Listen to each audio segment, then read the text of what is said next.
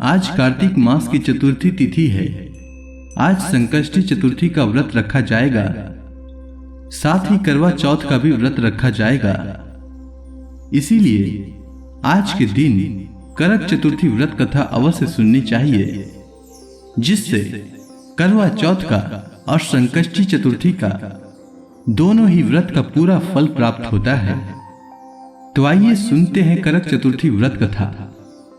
मानधाता ने कहा कि इंद्र कीलगिरी पर तप के लिए अर्जुन के चले जाने के बाद द्रौपदी खीन हो चिंता करने लगी कि यहो अर्जुन ने कठिन कर्म प्रारंभ किया है, इस कार्य में विघ्न डालने वाले शत्रु बहुत हैं।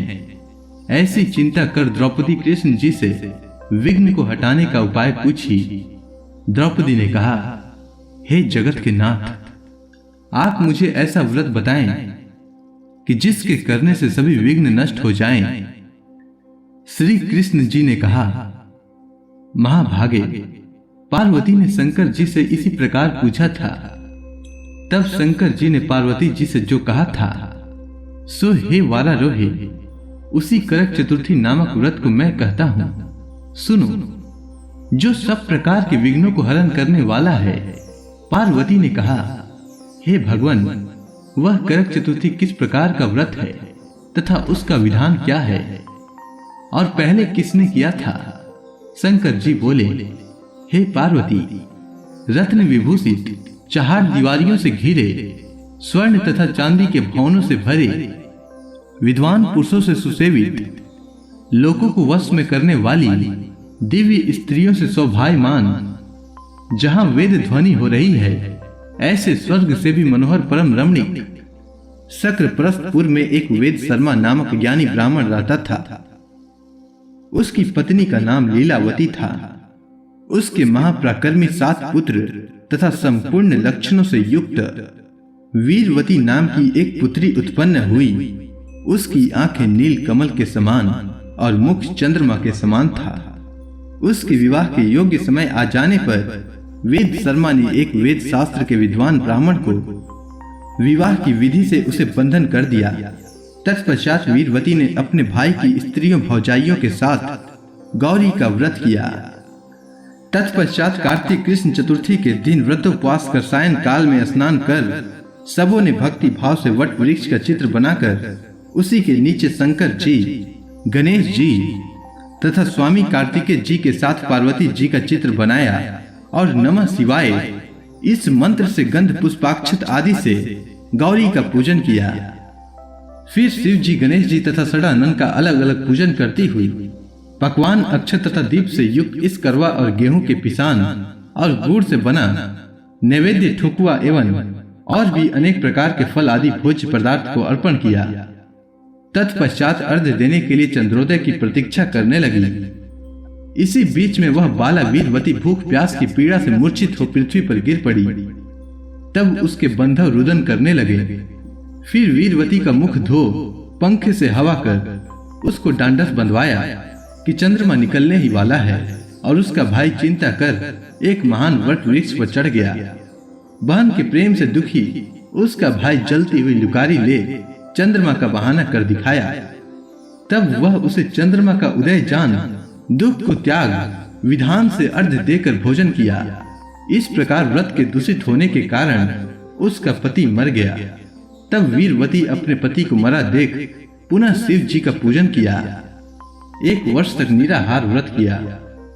वर्ष के समाप्त होने पर करक चतुर्थी का व्रत फिर भौजाइयों ने किया और पूर्वोक्त विधान से वीरवती ने भी व्रत किया।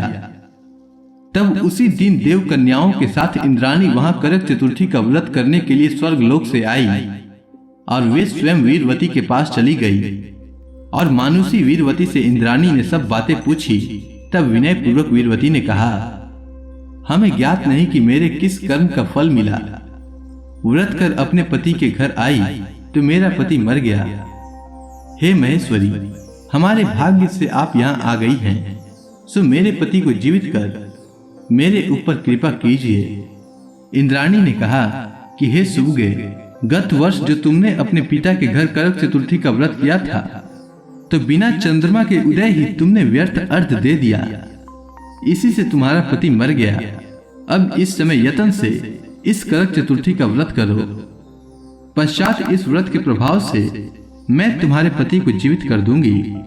श्री कृष्ण ने कहा कि हे द्रौपदी, इंद्राणी के वचन सुन वीरवती ने विधान पूर्वक करक चतुर्थी का व्रत किया।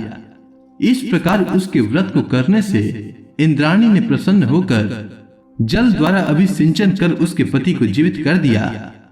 वह देवता के समान हो गया। उसके बाद वीरवती अपने पति के साथ घर आकर आनंद करने लगी। वीरवती के व्रत के प्रताप से उसका पति धन धान्य, पुत्र तथा आयु को प्राप्त किया।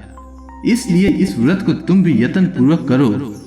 सूत जी ने कहा, हे ऋषियों, इस प्रकार कृष्ण के वचन सुनकर द्रौपदी ने इस व्रत को किया, जिसके प्रभाव से संग्राम में कौरवों को जीतकर पांडवों ने अतुलनीय राज्य को प्राप्त किया, जिससे उनका दुख जाता रहा। जो सौभाग्यवती स्त्रियां इस करक चतुर्थी का व्रत कर सायंकाल पूर्वोक्त विधान से पूजन करेंगी, वे पुत्र, धन तथा अतुल यश को पावेंगी।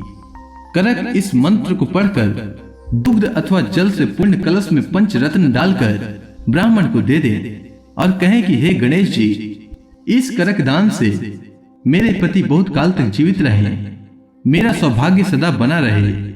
सुहागिन स्त्रियों को भी दें और उनसे भी करवाएं। इस प्रकार के व्रत को सौभाग्य की इच्छा वाली जो स्त्री करेगी, वह सौभाग्य, पुत्र तथा अचल लक्ष्मी पावेंगी। तो इसी के साथ करक चतुर्थी व्रत की कथा पूर्ण होती है। तो प्रेम से बोलिए गणेश भगवान की जय, शिव भगवान की जय, माता पार्वती की जय, श्री कृष्ण भगवान की जय।